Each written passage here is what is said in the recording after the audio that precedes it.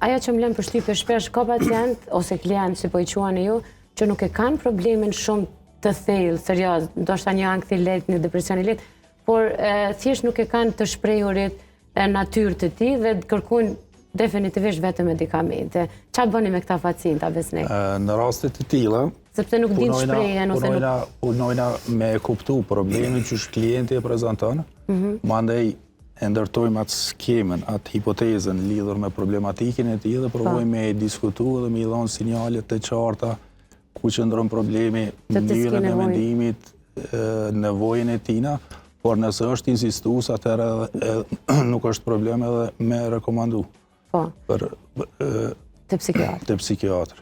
Në raste të tilla, doktor Bujar, kur një gjendje nuk është shumë serioze, nuk është shumë shqetësuese dhe ju jeni si doktor shumë të qartë që ai pacient mund ta tejkaloj me disa seanca psikologjike atë problem ose atë shqetësim, a detyroheni ta fusni në medikamente për shkak të mos marrje serioze të një përgjigje nga psikologët në këtë rast? Në ka shumë raste që i referoj te psikologët, domethënë, ka sidomos janë disa gjendje anksioze që kanë frikë për ilaçeve, edhe më njëherë kanë dëshirë trajtimin përmes psikoterapisë.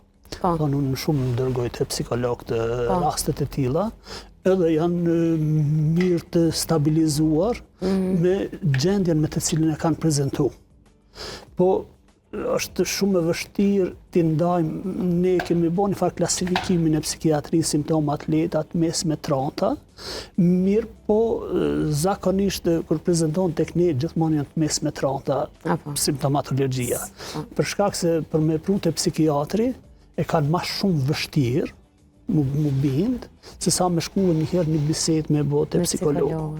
Mirë po, ku të shkon pacienti, do thotë vetëm e ka qitë hapin e parë. Do thonë, e ka marrë një rrugëtim. Kjo është shumë pozitive. Mandej, kapacitetet tona, që si psikiatër, si psikolog, sa mund ta bindin ato në aspektin terapeutik, mandej është shumë individuale prej psikiatrit dhe prej psikologët.